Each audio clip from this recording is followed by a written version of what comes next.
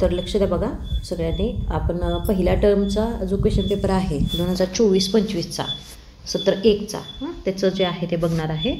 तर आपण बघूया बघा काय आहे ह्याच्यामध्ये. हा जो पेपर आहे तो 40 मार्काचा पेपर आहे आणि ह्याच्यामध्ये जो तुमचा पॅटर्न आहे सेम तसाच पेपर आहे. हा फक्त हा पेपर आहे असं कुणी येणारच, हाच पेपर येणार असं कुणी समजू नका. हा फक्त आणि फक्त प्रॅक्टिससाठी मी पेपर पाठवते तुम्हाला. त्याच्यामुळे हा सगळ्यांनी बघा व्यवस्थित. समजत नसेल एखादी गोष्ट काय अडली असेल तर ती तुम्ही मला विचारू शकता. तर बघा, substance obtained from animal are called as dash dash origin. म्हणजे प्राण्यांपासून जे आपल्याला सबस्टन्सेस मिळतात, म्हणजे ज्या गोष्टी मिळतात त्यांना काय म्हणायचं, ॲनिमल ओरिजिन. काय म्हणायचं त्यांना, ॲनिमल ओरिजिन. बघा त्याच्यानंतर all the substance in our food which are useful for various bodily processes are called dash dash. त्यांना काय म्हणायचं आहे, न्यूट्रियंट्स. न्यूट्रियंट्स म्हणजे काय, पोषण द्रव्ये. बघा आपल्या रोजच्या बॉडीली प्रोसेस म्हणजे आपल्या रोजच्या शारीरिक ज्या काय हालचाली वगैरे असतात किंवा ज्या काय शारीरिक ज्या काही गोष्टी घडतात तर त्याला काय लागतात, न्यूट्रियंट्स लागतात. न्यूट्रियंट्स असतील तरच आपण त्या गोष्टी पूर्ण करू शकतो. म्हणजे चालणं असेल, बोलणं असेल, जे काय असेल ते, तर त्याला काय म्हणायचं आहे, न्यूट्रियंट्स. न्यूट्रिशन नाही, न्यूट्रियंट्स. बघा पोषक द्रव्ये ज्याच्यामुळं आपल्या शरीराच्या रोजच्या ज्या गोष्टी आहेत त्या चालतात व्यवस्थित. The change of the substance directly into the gas or vapour without first changing into liquid is called, त्याला का उत्तर काय आहे, सब्लिमेशन. बघा एखाद्या सॉलिडचं डायरेक्टली जर सॉलिडपासून डायरेक्ट गॅसमध्ये जर कन्व्हर्जन होत असेल तर त्याला काय म्हणायचं, आपल्याला सब्लिमेशन असं म्हणायचं आहे. तर ह्या ज्या आहेत त्या रिकाम्या जागा तुम्हाला विचारल्या जाऊ शकतात. तर सगळ्यांनी व्यवस्थित बघा. सब्लिमेशन म्हणजे काय, तर बघा कापूर वगैरे असतो की नाही त्याचं होतं तसं त्याला म्हणायचं सब्लिमेशन. कापराचं पाणी होतं का नाही होत, डायरेक्ट काय होतं, डायरेक्ट वाफ होते त्याची. The system in which a defined shape to our body is called dash dash this system.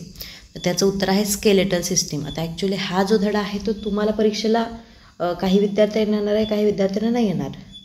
तर त्याच्यामुळे हे जे प्रश्न आहेत ते घ्यायचं की नाही ते तुम्ही ठरवा तुमच्या ह्याच्यावर सिलेबसवर. And uncontrolled fire in forest pasture a grassland due to the natural or manmade cause is called dash dash. बघा काय होतं, जंगलामध्ये आग लागणं, मग ते नैसर्गिकरित्या लागू दे किंवा माणसामुळे लागू दे, तर त्याला काय म्हणायचं आपल्याला, फॉरेस्ट फायर. काय म्हणायचं त्याला, फॉरेस्ट फायर म्हणजे जंगलाला लागलेली आग. फ्लड म्हणजे बघा महापूर, स्ट्रोम म्हणजे वादळ, अर्थक्वेक म्हणजे भूकंप आणि फॉरेस्ट फायर म्हणजे काय, तर जंगलाला लागलेली आग. तर याच्यामध्ये तुम्हाला दिलेलं आहे. तर अशा प्रकारे तुम्हाला आपत्ती व्यवस्थापन म्हणजे डिझास्टर मॅनेजमेंट हा जो चॅप्टर आहे त्याच्यावरती सुद्धा क्वेश्चन येत आहेत. त्याच्यानंतर आहे match the pair. Match the pair म्हणजे काय, तर जोड्या लावा. तर याच्यामध्ये दिले बघा, balls and socket joint, hinge joint, gliding joint. आता हा सुद्धा जो धडा आहे, हा सुद्धा जो आहे ना तो 8वा चॅप्टर आहे त्याच्यातला आहे हा क्वेश्चन. त्याच्यामुळे हा काही जणांना येईल, काही जणांना नाही येणार. काही जणांच्या सिलेबसमध्ये आत्ता हा 7वा नाही आहे, तरी पण लक्ष द्या. बॉल अँड सॉकेट जॉईंट्स, तर ते कुठं असतात, शोल्डरला असतात. शोल्डर म्हणजे काय, खांदा. त्याच्यानंतर हिंज जॉईंट. हिंज जॉईंट म्हणजे काय, तर तुमचे जे आपल्या गुडघ्याच्या तिथं जे असतात, गुडघ्याच्या वाट्या वगैरे, त्यांना म्हणायचं हिंज जॉईंट. त्याच्यानंतर आहे ग्लिडिंग जॉईंट.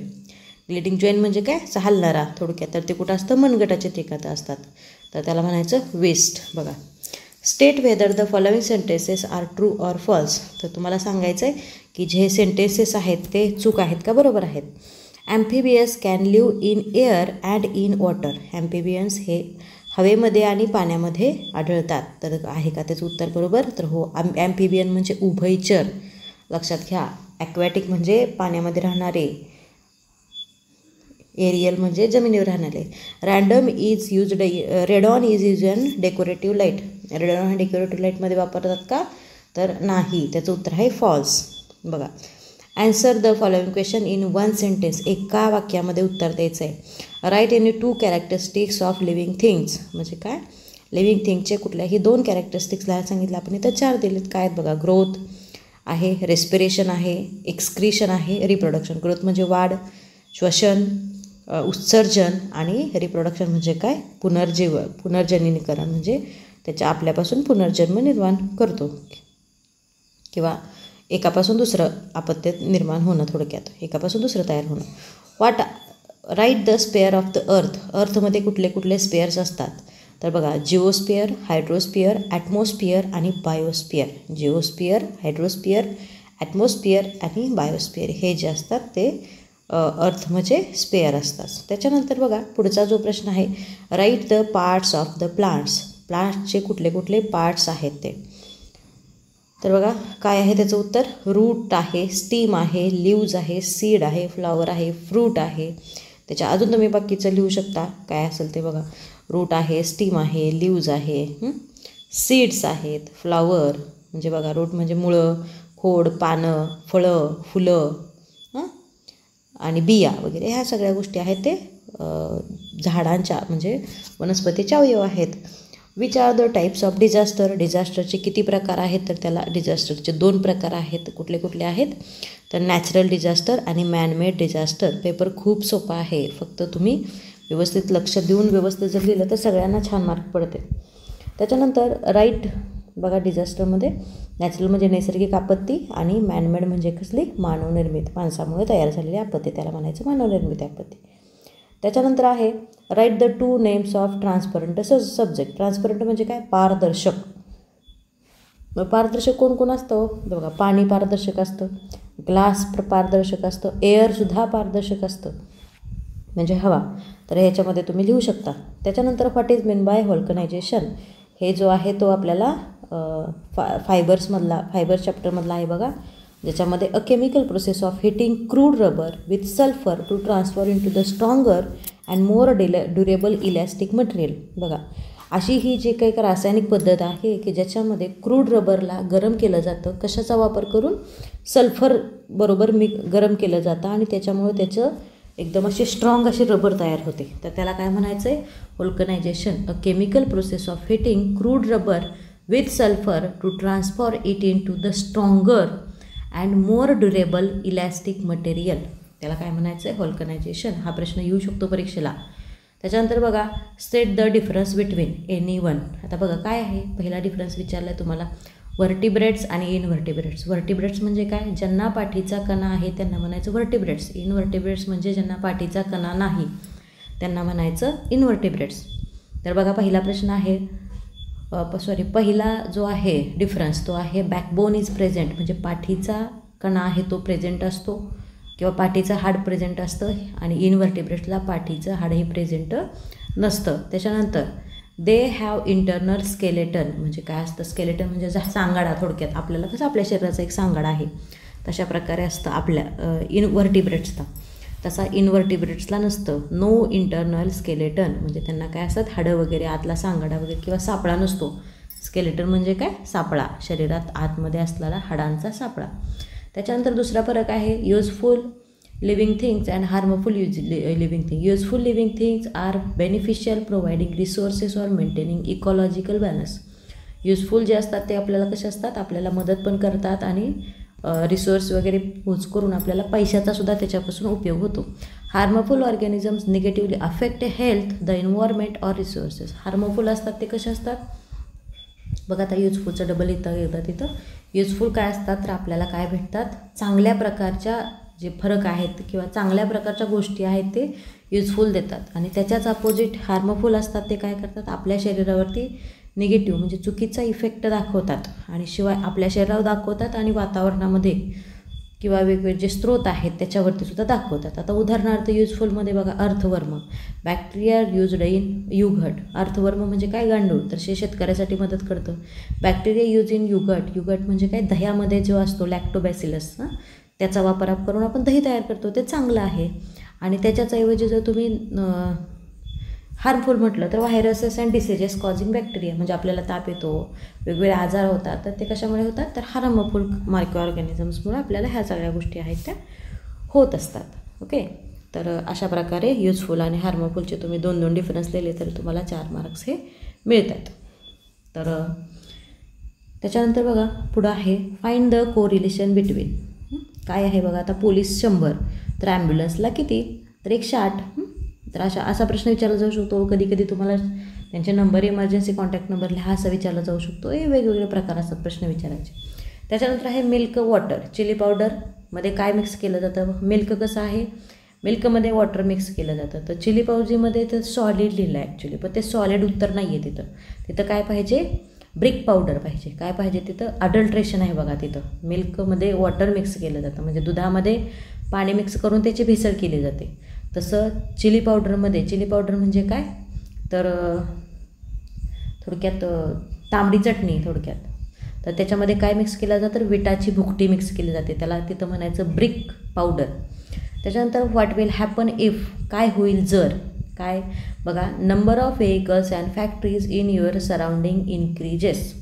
तुमच्या आसपास किंवा तुमच्या सभोवताली भरपूर असे वाहनं वाढली आणि वेगवेगळ्या फॅक्टरीज वाढल्या तर काय होईल, तर त्याच्यामध्ये 2 आहेत बघा. एअर पोल्युशन पण होतं, वॉटर पोल्युशन होतं आणि नॉईज पोल्युशन होतं. बघा तुम्ही 3 लिहू शकता, air pollution, water pollution, noise pollution. Okay, मग इथं काय दिलं आहे, air and water pollution will increase, also noise and global warming is increase and that will adverse effect on our health. हवा प्रदूषण होईल, पाणी प्रदूषण होईल, ध्वनीचं प्रदूषण होईल, ग्लोबल वॉर्मिंग वाढेल आणि त्याचे जे आहे आपल्या शरीरावरती चुकीचे इफेक्ट दिसू शकतात. तुम्ही फक्त noise pollution, air pollution, water pollution लिहिलं तरी पण चालेल. There are no joints in our body. बघा जर आपल्या शरीरामध्ये सांधे नसते तर बघा, there will be no defined shape to body and making all forms of movement and physical activity impossible. काय होऊ शकेल आपल्या शरीराला, जर आपल्या शरीराला डिफायनेड शेप नसेल तर आपल्याला काय होईल, तर आपल्या शरीराच्या वेगवेगळ्या ॲक्टिव्हिटीज आहेत त्या होतील का आपल्याला, तर नाही होणार, ते पॉसिबल नाही. म्हणजे आपल्या हाताला जोडीच नसतील आपल्या शरीरामध्ये, कुठं जॉईंट्स नसतील तर ह्या सगळ्या गोष्टी होणार नाहीत, म्हणजे मुवमेंट शक्य होणार नाही आहे. त्याच्यामुळे आपल्याला रेग्युलरची ॲक्टिव्हिटी करणं अशक्य जाईल. तर हा प्रश्न आहे तो काही जणांना आहे, काही जणांना नाही. त्याच्यामुळे ते बघा प्रत्येकाने कशा प्रकारे आहे ज्याच्या त्याच्या ह्याच्यानुसार. Give scientific reason, we must use cotton clothes in summer. आता ह्याचं उत्तर आहे ते तुमच्या मनाने सुद्धा देऊ शकता. बघा, cotton clothes allow air to circulate which helps keep our body cool by formatting the evaporation of sweat. काय केलं होतं जातं बघा, कॉटन क्लोथ जर आपण घातले तर काय होतं, ज्याच्यामुळं आपल्या शरीरामध्ये हवा आतमध्ये येते आणि आपलं शरीर आहे ते थंड राहतं. शिवाय आपल्या शरीरामध्ये जो काही घाम तयार झाला आहे तर तो घामसुद्धा शरीराच्या बाहेर हा जाऊ शकतो. हे पण त्याचं उत्तर आहे. दुसरं उत्तर, कॉटन क्लोथ घातले असतील तर काय होतात बऱ्यापैकी, ते जे आहेत ते हीटचं जास्त ॲब्सॉर्प्शन करत नाहीत. हे पण तुम्ही लिहू शकता, दे डोंट ॲब्सॉर्ब हीट किंवा more amount of heat, so they are useful. तो अशा प्रकारे तुम्ही त्याच्यामध्ये उत्तर लिहू शकता. To minimize heat effect of adverse effect of heat or summer we use cotton clothes वगैरे. तुम्ही तुमच्या मनाने 2-3 वाक्य तयार करून लिहिलं तरी चालतात. तर आहे बघा इथं दिलेलं आहे त्याचं उत्तर. तुम्ही तुमच्या मनाने, तुम्हाला मी मगाशी सांगितलं, तुमच्या मनाने लिहू शकता. पुढचा प्रश्न बघा, the fragrance of intense stick lighted in one corner of room spray to the other corner. एका कोपऱ्यामध्ये लावलेली अगरबत्ती अख्ख्या घरामध्ये तिचा वास येतो. का बरं असं होतं बघा, the fragrance spread all over due to the process of diffusion. When increases burn it releases gaseous molecules containing the scent. This particle spread in room. तर तिथं काय होतं, डिफ्युजनची प्रोसेस होते आणि ह्याच्यामुळं काय होतं, वेगवेगळे जे गॅसियस मॉलिक्युल्स आहेत त्याच्यामध्ये ते जो सेंट आहे ते काय करतात, हवेमध्ये मिसळलं जातं त्याच्यामुळे आपल्याला काय होतं, सगळीकडं घरामध्ये सगळीकडं ते हवा आहे किंवा तो जो सेंट आहे तो पसरल्यासारखा वाटतो आपल्याला, कारण तिथं डिफ्युजन होत असतं आणि त्याच्यामुळं ते जे मॉलिक्युल्स आहेत, गॅस असतो, गॅस हा सगळीकडे पसरतो. आपल्या घरातसुद्धा LPG गॅस असतो. एका ठिकाणी जरी जास्त वेळ लागला तर अख्ख्या घरात वास येतो. तशा प्रकारे ह्या ज्या गोष्टी आहेत त्या होत असतात. तर बघा, the fragrance spread all over due to the process of diffusion. When intense burn it releases gaseous molecules containing the scent. This particles spread in room. ते जे पार्टिकल्स असतात किंवा त्याच्यातले जे छोटे छोटे घटक असतात ते काय करतात, पूर्ण रूमवर पसरतात. Proteins are necessary in our daily diet. आपल्या रोजच्या जेवणामध्ये तर प्रोटीन हे गरजेचं आहे. का, तर proteins are necessary in our body diet because to repair cell and make new ones. Also body building and the energy sources. Proteins provide amino acid to body. बघा, प्रोटीन काय करतं आपल्या शरीराला, तर आपल्या शरीरातल्या ज्या पेशी आहेत त्यांना रिपेअर करायचं काम करतं, शिवाय नवीन पेशी तयार करण्याचं सुद्धा काम करतं. बघा तिथं शब्द चुकला होता, आर झालं तर फक्त तिथं ARE पाहिजे तिथं. आणि शिवाय अजून काय करतं बघा, and also building and as energy source. बॉडीसुद्धा बिल्ड करायचं काम करतं, म्हणजे आपलं शरीर तंदुरुस्त करणं, त्याच्यानंतर आपल्या शरीराला ऊर्जा पोहोचवणं. आणि ते काय करतात, आपल्या शरीराला अमिनो ॲसिड गरजेचं असतं, तर त्या अमिनो ॲसिडसुद्धा पोहोचवायचं काम किंवा पुरवायचं काम हे प्रोटीन्स करत असतात. त्याच्यानंतर प्रश्न विचारलेला आहे तुम्हाला स्ट्रक्चर ऑफ प्लांट. आता ते जो आहे बघा लेबल्ड डायग्रॅम, तर ह्याच्यामध्ये ॲक्च्युली इथं देताना 3च नावं दिलेत, पण तुम्ही बाकीचे पण देऊ शकता. लिव्स आहे, स्टीम आहे, फ्रूट आहे, रूट आहे, बर्ड आहे. तर अशा प्रकारे वेगवेगळी नावं तुम्ही देऊ शकता. अशी जर दिली 3 तर 3च द्या, नाहीतर तुम्ही फक्त जर स्ट्रक्चर ऑफ प्लांटचे डायग्रॅम काढा म्हटलं तर तुम्हाला सगळ्या प्रकारचे लिहावं लागेल, सगळ्या प्रकारची नावं काढावी लागतील किंवा द्यावी लागतील.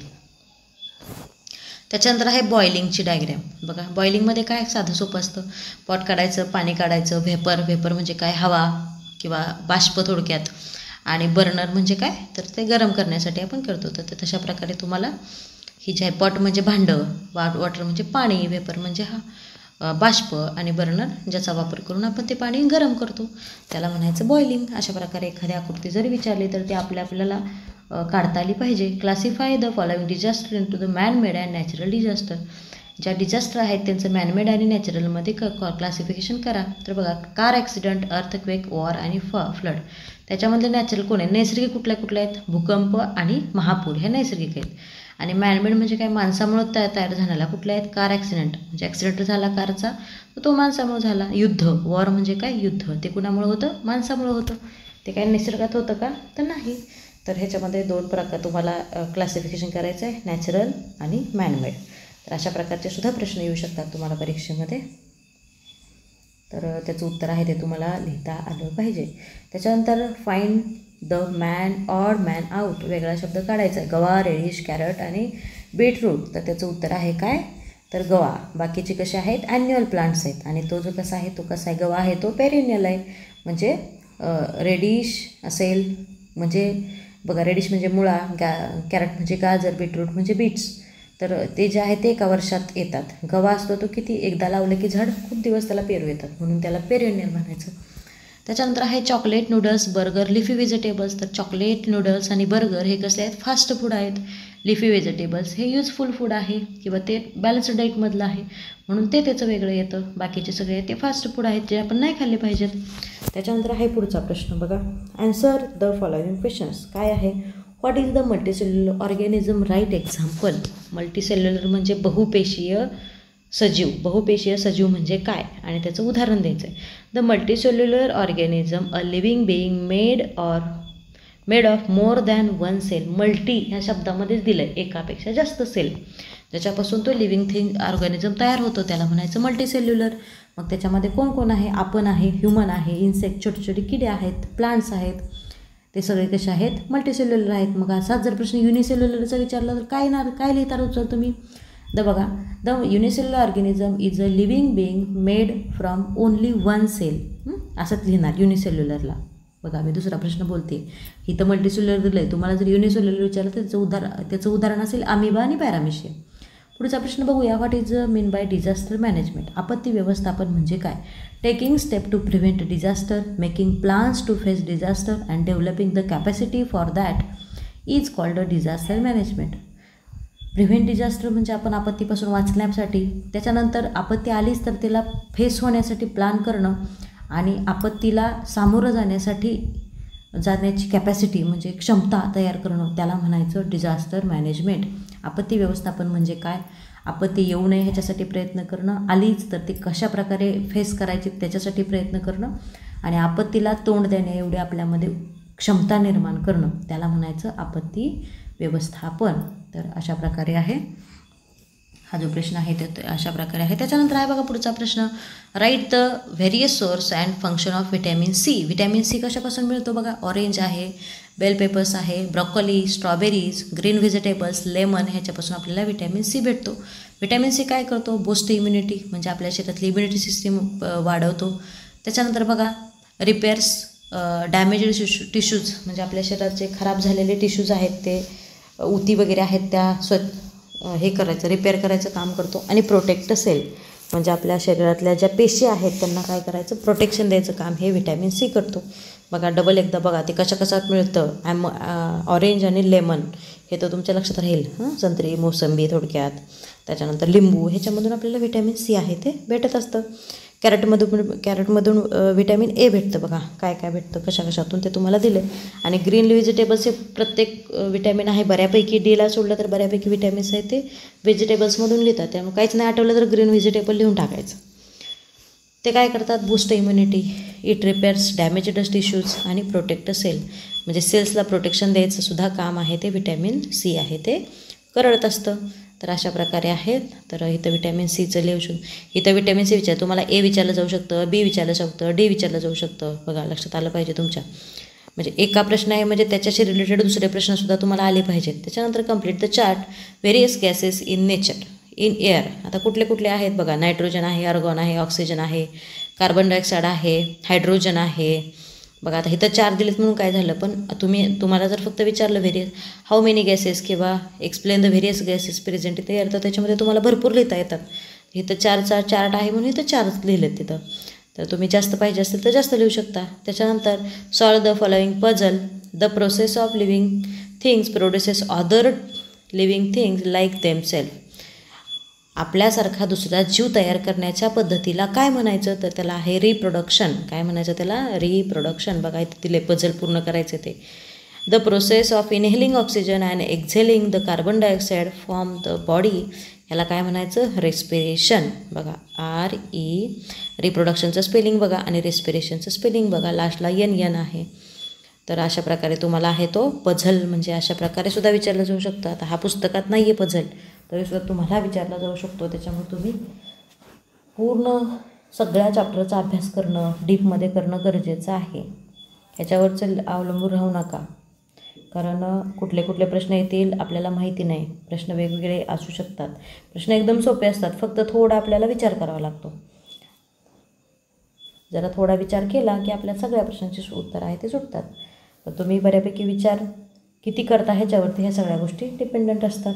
त्याच्यानंतर बघा, तर मला वाटतं इथं ह्याची प्रश्नपत्रिका आहे ती संपलेली आहे आणि बाकीचं जे आहे ते आपण नंतर बघूया. दुसरी प्रश्नपत्रिका मी तुम्हाला उद्या वगैरे किंवा आजच टाकेल. तर ते आल्यानंतर पुढची प्रश्नपत्रिका बघा आणि सगळ्यांना परीक्षेसाठी बेस्ट ऑफ लक. ओके.